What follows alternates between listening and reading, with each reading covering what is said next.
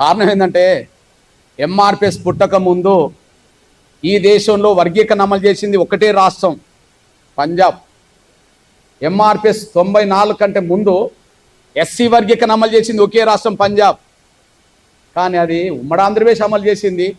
ఇప్పుడు 2 తెలుగు రాష్ట్రాలు అమలు చేయడానికి సిద్ధపడుతున్నాయి, కర్ణాటక అమలు చేయడానికి సిద్ధపడుతున్నది, ఇప్పుడు హర్యానా వర్గీకరణ అమలు చేస్తున్నది, తమిళనాడు వర్గీకరణ అమలు చేస్తున్నది, మహారాష్ట్ర వర్గీకరణ అమలు చేయడానికి మళ్ళీ కమిషన్ వేసింది, వర్గీకరణ అమలు చేయడానికి కమిషన్ వేసింది. బీహార్లో వర్గీకరణ జరగాలని పోవటం జరుగుతుంది. దానికి అనుగుణంగా బీహార్ ప్రభుత్వం కూడా అడుగులెత్తున్నట్టుగా కనిపిస్తున్నది. అరే, ఈ దేశంలో 50 ఏళ్ళ క్రితం ఒక రాష్ట్రంలో అమలు చేస్తే 50 ఏళ్ళ తర్వాత ఇంకో 10 రాష్ట్రాలు పెరుగుతున్నాయి. ఒక రాష్ట్రంలో ఉన్నప్పుడే వర్గీకరణ అడ్డు తగలడానికి సిద్ధంగా లేని పరిస్థితి మీది. 10 రాష్ట్రాలు పెరిగినాక వర్గీకరణ అడ్డుకుంటామని చెప్పి మాట్లాడడం అనేది మాలల్ని భ్రమలు పెట్టడం తప్ప ఇంకోటి ఉంటుందా? ఇంకా వివిధ రాష్ట్రాల్లో వర్గీకరణ ఉద్యమాలు పెరుగుతాయి. అంటే అంబేద్కర్ కాలంలో ప్రాతినిధ్యం సాధించడం అనేది మొదటి ప్రధాన ఎజెండా. కానీ ఈనాటి కాలంలో అంబేద్కర్ సాధించిన రిజర్వేషన్ ఫలాలు అందరికీ దక్కేలాగా చేయడం ఈనాటి ఎజెండా. అంబేద్కర్ కాలంలో రిజర్వేషన్ అనే ప్రాతినిధ్యాన్ని సాధించడం ఆయనకు మొదటి ఎజెండా.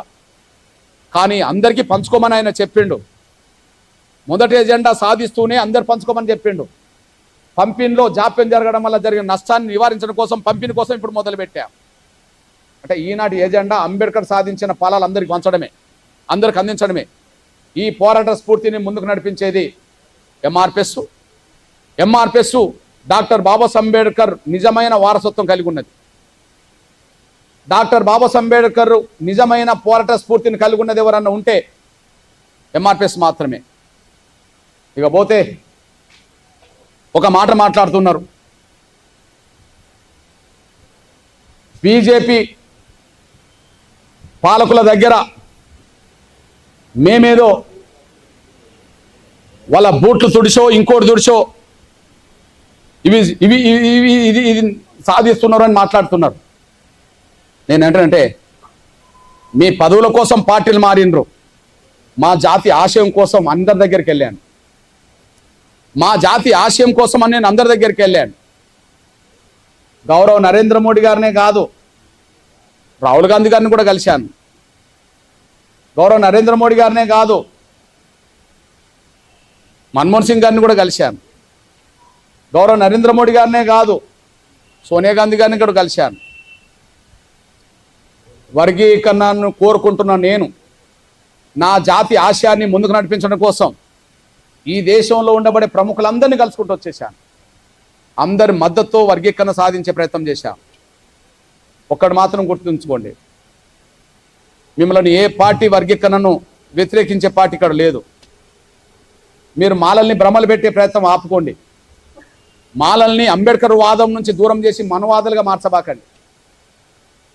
మాలల్ని అంబేద్కర్ వాదానికి దృక్పథానికి దూరం చేసి వాళ్ళని మనవాదులుగా మార్చబాకండి. మళ్ళా చెప్తున్నా, అంబేద్కర్ కాలం నుంచి ఈ కాలం వరకు, అంబేద్కర్ కాలం నుంచి ఈ కాలం వరకు అంబేద్కర్ వేదిక మీద అంబేద్కర్ పోరాటం నడుపుతున్నప్పుడు అగ్రకులాలు కనిపించిండ్రు. ఈనాడు అంబేద్కర్ను గౌరవించే వాళ్ళ సంఖ్య అగ్రకులాల్లో పెరిగింది. ఈనాడు ఆయన రథాన్ని ముందుకు నడిపించే క్రమంలో అగ్రకులాలు ఇక్కడ సమర్థిస్తున్నాయి. ఎంఆర్పిఎస్ని అందరూ సమర్థిస్తున్నారు. కాబట్టి గుర్తుపెట్టుకోండి, అగ్రకులాల్లో అంబేద్కర్ వాదుల సంఖ్య పెరిగింది, మాలల్లో మనవాదుల సంఖ్య పెరుగుతున్నది. మనవాద సంస్కృతి దూరం చేసుకోకుంటే మీరు సమాజానికి దూరం అవుతారు. ఇప్పటికే దళితుల్లో మెజారిటీ కులాల ఆకాంక్షకు విరుద్ధంగా మాట్లాడుతున్నారు. బీసీలకు, ఎస్సీలకు, మైనార్టీలకు, అగ్రకులాల అభిప్రాయానికి విరుద్ధంగా మాట్లాడుతున్నారు. మీరు సుప్రీంకోర్టు చీఫ్ జస్టిస్ ధర్మాసనానికి వ్యతిరేకంగా మాట్లాడుతున్నారు. మీరు గౌరవ రాష్ట్రపతి కేఆర్ నారాయణ ఇచ్చిన స్ఫూర్తికి విరుద్ధంగా మాట్లాడుతున్నారు.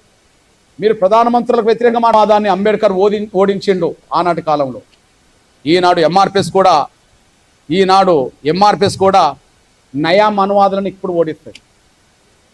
ఆనాడు అంబేద్కరు మనువాదులను ఓడించి ప్రాతినిధ్యాన్ని సాధించాడు. ఈనాడు నయా మానవాదులు ఎక్కడున్నారంటే ఎక్కువ మాలల్లోనే ఉన్నారు.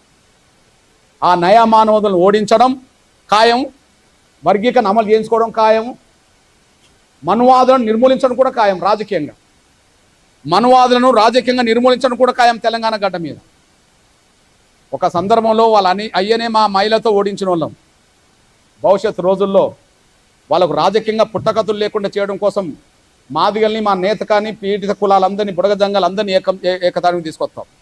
ఏదేమైనా వర్గీకరణ అడ్డు తగులే స్వార్థపరులారా, మిమ్మల్ని సమర్థించే రాజకీయ పార్టీ లేదు.